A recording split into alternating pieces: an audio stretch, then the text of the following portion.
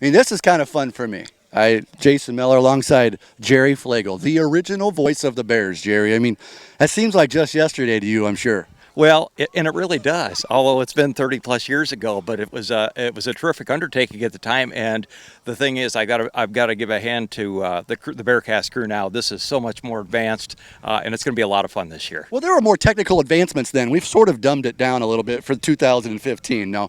But just give us a couple of quick memories you have from those I think it was 1983 to 1987. That's correct. Well, and of course, the first time we did it was actually the year that Marv Cook was a senior, which was a great year. Unfortunately, one of the things I remember most was being up at Mount Vernon and not scoring the touchdown at the end. And of course, it's always cold up there because the game is at the end of the year. How does a 6'4" guy not get over the goal line? They say he doesn't get over 3 times. I mean, come on. It was just amazing to me. It was amazing to me. But anyway, we started off with probably a camcorder that probably weighed 30 or 40 pounds at the time on there, and we set it up with West Branch Cablevision at the time, and that was the start.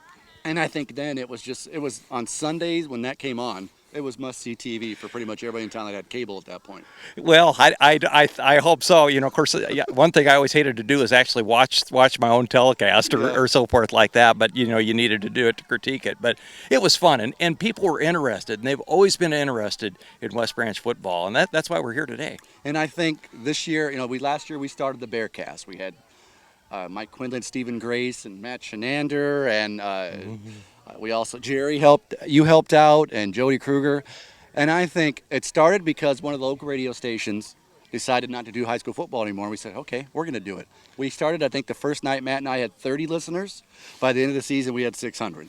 So I think now with adding some of the things we're going to do with you, talk about some of the duties that you think we know that you're going to have this year. Well, and I'll have a different role than I did last year. Last year I was at the booth, but this year we'll have Stephen Grace doing play-by-play, Mike Quinlan doing color, which will be fantastic. And of course, Stephen's a professional. Yeah. I mean, he's done it professionally, so that'll be terrific. And my role will be the sideline reporter.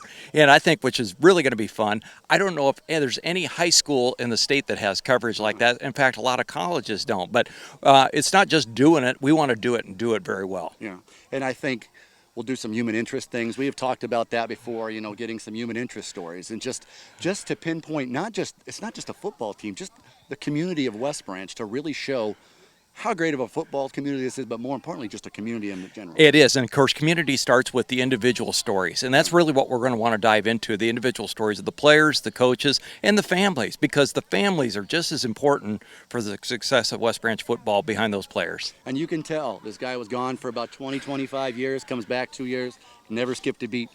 He tried to get back home as soon as he could, and when this opportunity with the Hoover Association came up, you had to jump on it. Well, and it's great to be back at West Branch. There's nothing like being in the Little Rose Bowl in the fall.